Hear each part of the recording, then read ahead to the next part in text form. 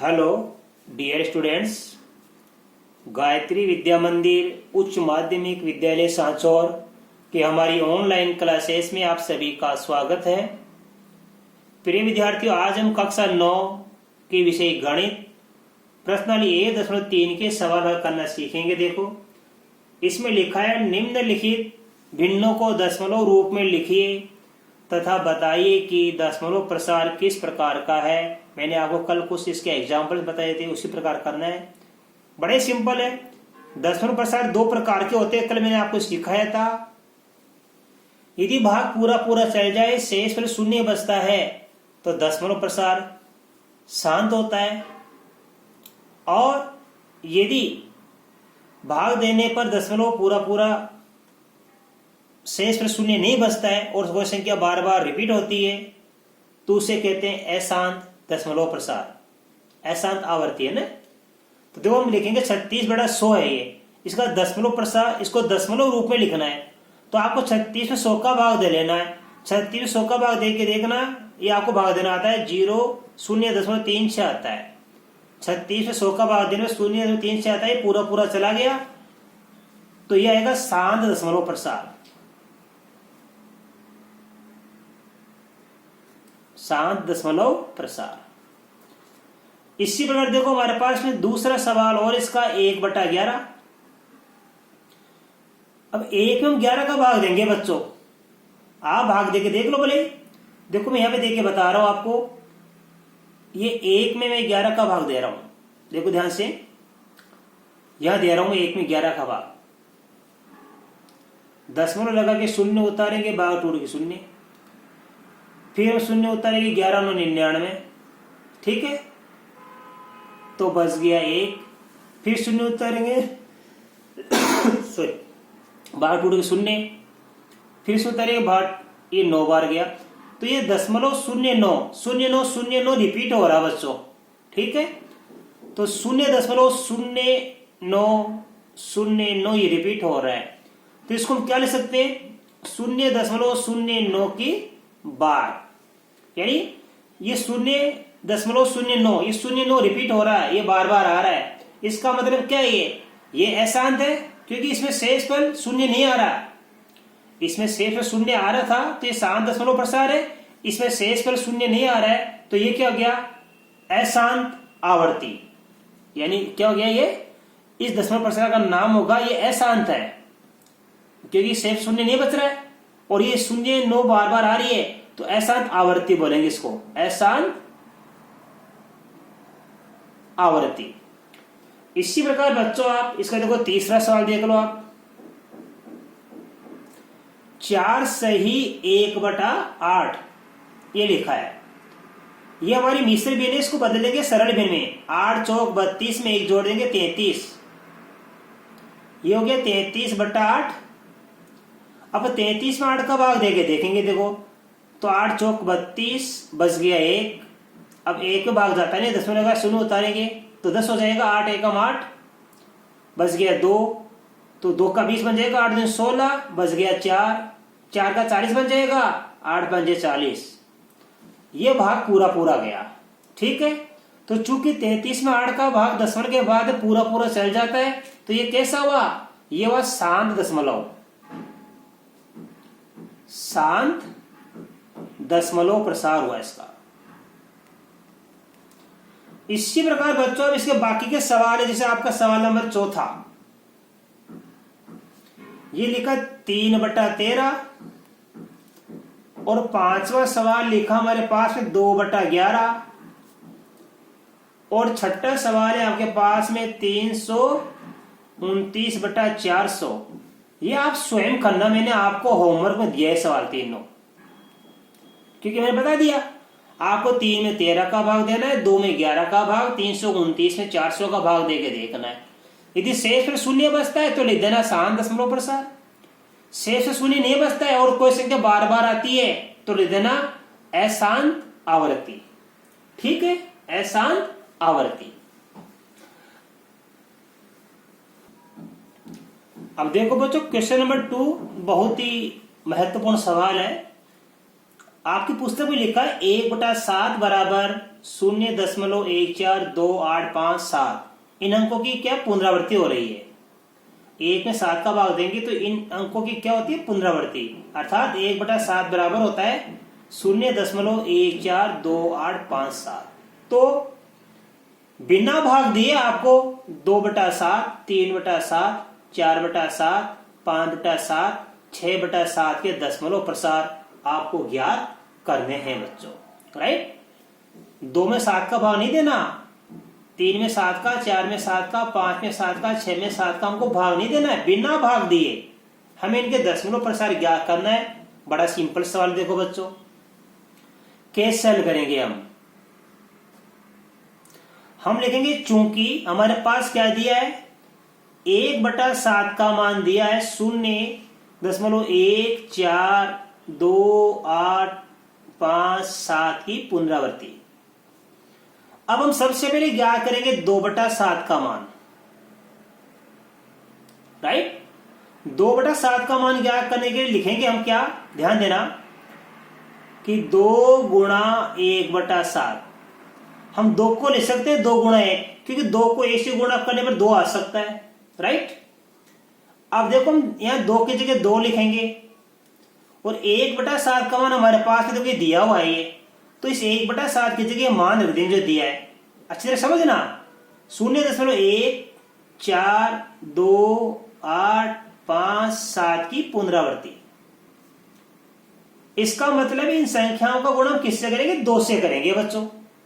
तो देखो 2 7 14 की 4 हासिल के 1, 2 5 10 11 की 1 हासिल के 1, 2 9 16 1 17 की 7 हासिल के 1, 2 दूनी 4 और 1 5 और 2 चौके 8, 2 1 कम 2 और 2 को 0 से गुणा करने पर 0, ये दशमलव लग जाएगा।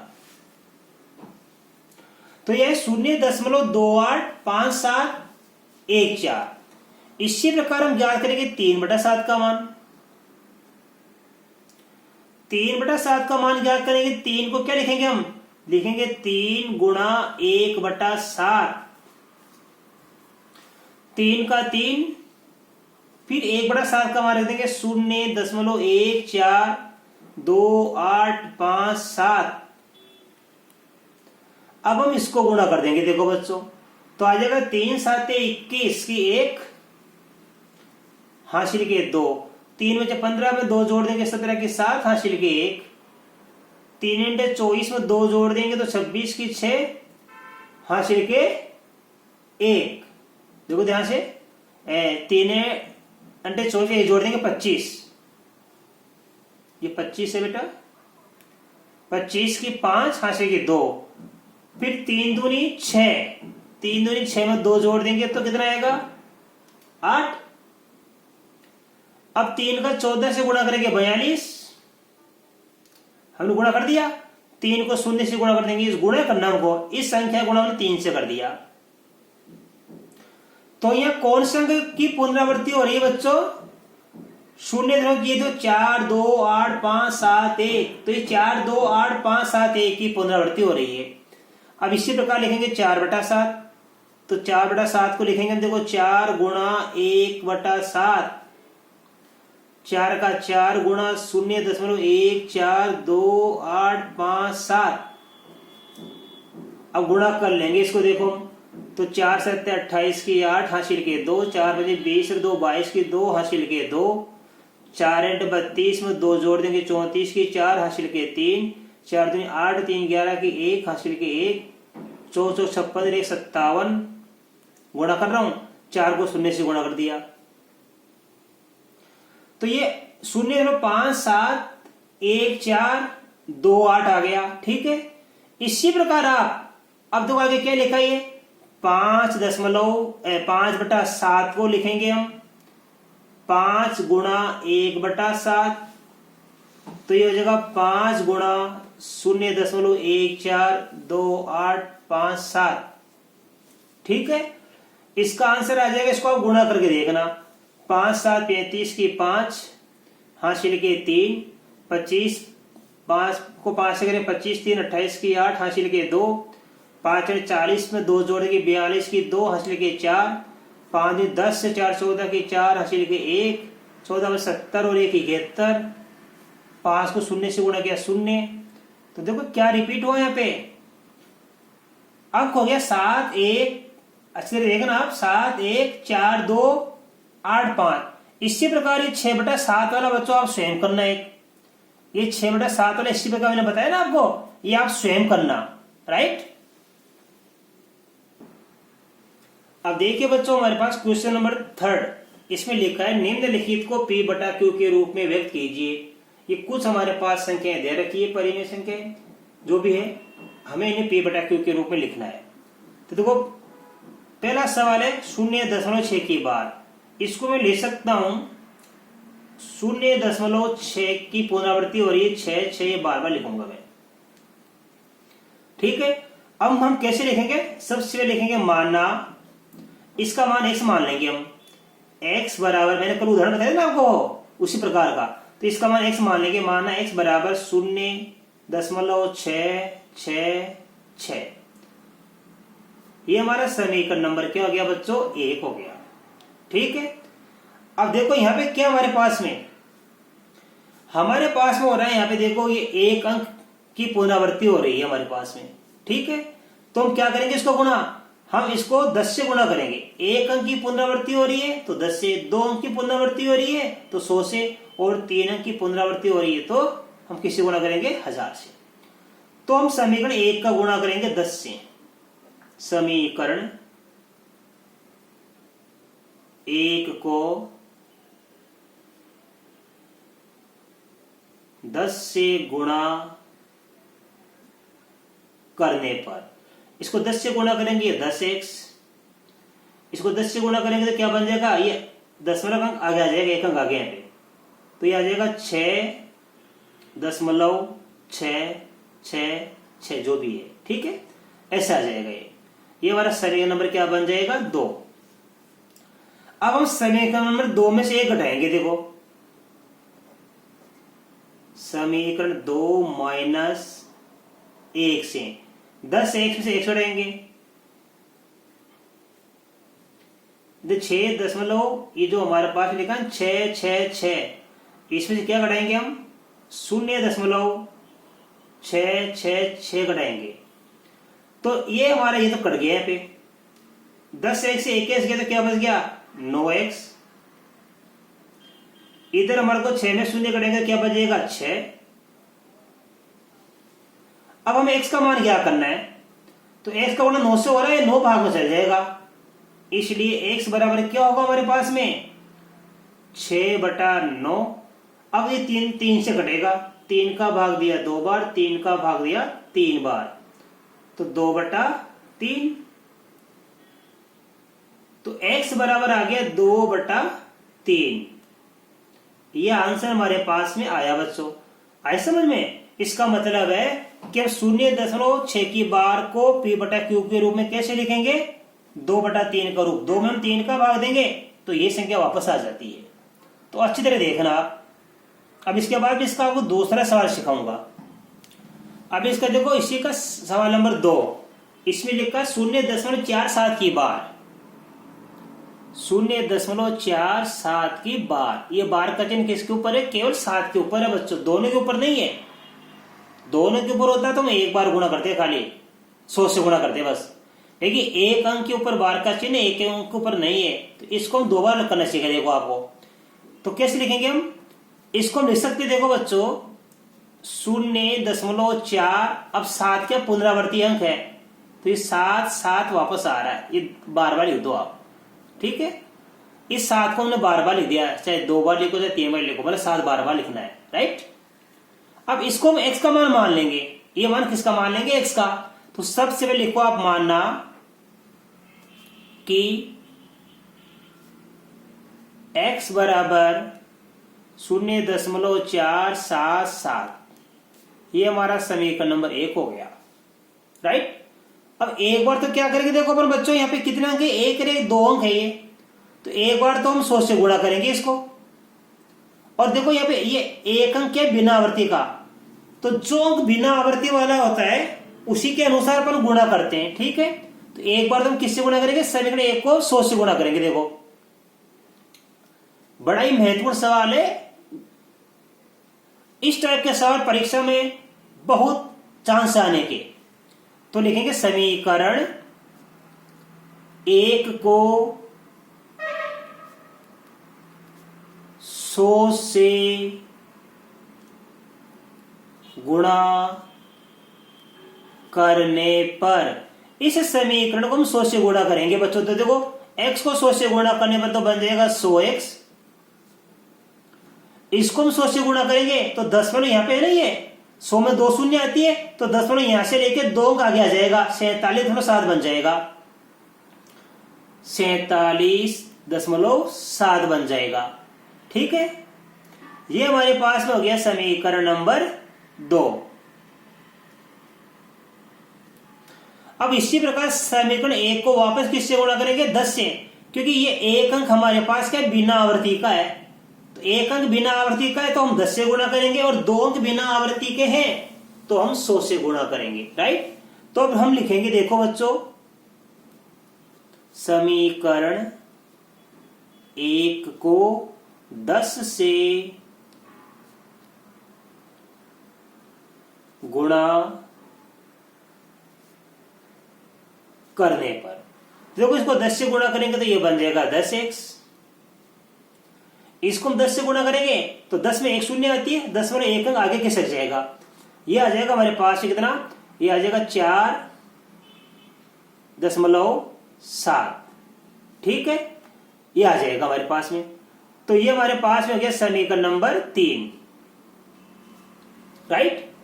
अब हम क्या करेंगे, इस समीकरण 2 में से समीकरण 3 को घटाएंगे, तो यहां लिखना पड़ेगा समीकरण 2 माइनस 3 से। इसका अर्थ यह हुआ कि हम समीकरण 2 में से 3 घटा रहे हैं, ठीक है। समीकरण 2 में क्या है 100x और 3 में क्या 10x, तो 100x में 10x घटा दो आप इधर, 100x माइनस, ये माइनस कर देना आप, ये माइनस का 10x बराबर इधर क्या लिखा 47.7, इसमें से घटाएंगे 4.7, राइट। तो देखो 100x से 10x घटाएंगे क्या बचेगा 90x, इधर देखो हम 47.7 से 4.7 घटाएंगे तो यहां बचेगा, देखो 47 से 4 गया तो कितना बचेगा 43, यहां बचेगा 43। अब x का मान हमें ज्ञात करना है, तो x का मान ज्ञात करने के लिए 43 में 90 का भाग देंगे हम, 43/90, ये हमारा आंसर आ गया। तो इस दी गई संख्या को हमने p/q के रूप की परिमेय संख्या में लिख दिया, जिसका आंसर है 43/90 आया। ठीक है बच्चों, ये इंपॉर्टेंट सवाल है, इसको आप अच्छी तरह समझना। अब देखो इसी प्रकार मैं आपको इसका एक थर्ड क्वेश्चन और बता रहा हूं, बड़ा महत्वपूर्ण सवाल है, आप इसको याद कर लो। इस सवाल को जो हमने आपके तीसरे नंबर का सवाल बताया, तीसरे नंबर के 3 सवाल है, तीनों मैंने बता दिए, बस इस प्रश्न से आपको यह सवाल पक्का याद करना है, ठीक है। अब देखो इसमें लिखा है कि हमारी एक संख्या दे रखी 0.001 की बार, राइट। यहां पे तो क्या हमारे पास एक संख्या छोड़ के दूसरे के ऊपर बार का चिन्ह था, तो हमने 7 को बार बार लिखा। यहां पे क्या हमारे पास 10 के बाद ये तीनों क्या पुनरावृत्ति के, तो इसको बार बार लिखेंगे हम। तो कैसे लिखेंगे इसको, ध्यान देना, इसको हम लिख सकते हैं 0.001 ये, ठीक है। ये 0.001, तो 0.01 को हमने बार बार लिख दिया। अब इस संख्या को हम x मान लेंगे, तो लिखेंगे माना कि x बराबर 0.001 राइट। ये हमारी समीकरण नंबर क्या हो गई, 1 हो गई। अब यहां पे क्या देखो 1 2 3 अंक है, तो हम इस समीकरण 1 को किससे गुणा करेंगे 1000 से। 1 अंक होता तो 10 से गुणा, 2 अंक है तो 100 से, 3 अंक है तो 1000 से, राइट। तो हम लिखेंगे समीकरण 1 को 1000 से गुणा करने पर, 1000 से गुणा करने पर, इस x को 1000 से गुणा करने पर बन जाएगा 1000x। इसको 1000 से गुणा करेंगे बच्चों, आए समझ में, तो ये हमारा दशमलव का है ना स्थान, 3 अंक आगे खिसक जाएगा, तो ये बन जाएगा यहाँ पे 1, ध्यान देना 1, ये 1 आ जाएगा, दशमलव 001, ठीक है, यहां पे आ जाएगा ये। और आप भी लिख सकते हो, और लिख सकते हो, इसको बोले कोई फर्क नहीं पड़ता, ये यहां से लेके ये लो, ये लो, ठीक है। अब हम समीकरण 2 में से 1 घटाएंगे, समीकरण 2 माइनस 1 से 1001 में से 1 घटाएंगे हम, ये 1 चढ़ा दिया, इधर इसमें से पर ये घटाएंगे तो क्या बच जाएगा, 1 में शून्य किया तो क्या बच जाएगा, 1 बच जाएगा हमारे पास में, क्योंकि ये संख्या तो हमारी कट जाएगी और 1 में शून्य घटे 1 बच जाएगा। 1001 से x घटाएंगे तो क्या बचेगा, 999x बराबर बचेगा 1। अब x का मान ज्ञात करना हमको, इसलिए x बराबर, x का बड़ा 999 से हो रहा है तो 1 में 999 का भाग दे दीजिए आप, 1/999, ये इसका आंसर आ गया। तो बच्चों इस प्रकार मैंने आज आपको प्रश्नावली का साल नंबर 1, 2, 3 सिखा दिया और इनको आप बड़े अच्छी तरीके से समझना, गहन अध्ययन करना, अपनी नोटबुक में उतारना। इसके बाद में अब आगे की प्रश्नावली के सवाल कल के वीडियो में सिखाऊंगा बच्चों। बाकी इसमें जो सवाल है इसको आपको हल करने की आवश्यकता नहीं है, क्योंकि मैंने आपको पहले कोर्स पूरा करा दिया है। आप जो रिवीजन कर रहा हूं इन सवालों को विशेष अच्छी तरीके से आपको देखना, कम समय में सर्वाधिक अंक प्राप्त करने के लिए, ठीक है बच्चों। अब इसके बाद में आगे के सवाल में आपको, आगे की प्रश्नावली के सवाल कल के वीडियो में सिखाऊंगा। धन्यवाद।